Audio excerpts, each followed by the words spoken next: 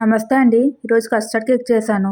ఈ కేక్ చాలా అంటే చాలా టేస్టీగా ఉంది. ప్రాసెస్ చూస్తే చిన్నపిల్లలు కూడా చేసేస్తారు. అంత ఈజీగా ఉంది.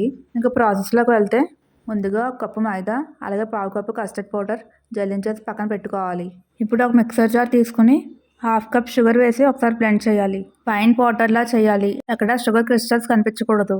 ఇప్పుడు ఇందులో ఒక హాఫ్ కప్ కర్డ్, పావు కప్పు ఆయిల్, పావు కప్పు పాలు వేసి స్మూత్ పేస్ట్‌లా బ్లెండ్ చేయాలి. మిక్సర్ జార్‌లో అదంతా కూడా బౌల్‌లోకి ట్రాన్స్‌ఫర్ చేసి డ్రై ఇంగ్రీడియెంట్స్ కొంచెం కొంచెం వేస్తూ ఎక్కడ ఉండలు లేకుండా కలపాలి. అలా కలుపుతున్నప్పుడు ఒక పావు కప్పు పాలు మధ్య మధ్యలో వేసుకుంటూ కలుపుకోవాలి. పాలు అన్నీ వేసేయకుండా ఒక స్పూన్ ఉంచుకోండి. ఇప్పుడు ఒక టేబుల్ స్పూన్ బేకింగ్ పౌడర్, అలాగే half table spoon baking soda వేయాలి. ఈ సోడా మీద మిగిలిన కొన్ని పాలు వేసేస్తే రియాక్షన్ వచ్చి కేక్ లోపల టెక్స్చర్ బాగుంటుంది. చూసారా కేక్ లోపల టెక్స్చర్ ఎంత బాగుందో. కేక్ నేను కొంచెం వేడి మీద కట్ చేశాను కాబట్టి పైన కొంచెం ముద్దలాగా అనిపిస్తుంది. ఈ బ్యాటర్ ఆయిల్ అప్లై చేసిన టిన్ లోకి ట్రాన్స్ఫర్ చేసుకుని 10 మినిట్స్ ప్రీ హీట్ చేసిన కడాయిలో పెట్టాలి. లో ఫ్లేమ్ లో 40 మినిట్స్ బేక్ చేస్తే సరిపోతుంది. డీటెయిల్ వీడియో కావాలంటే కింద డిస్క్రిప్షన్ లో లింక్ ఇచ్చాను, ఒకసారి చెక్ చేయండి.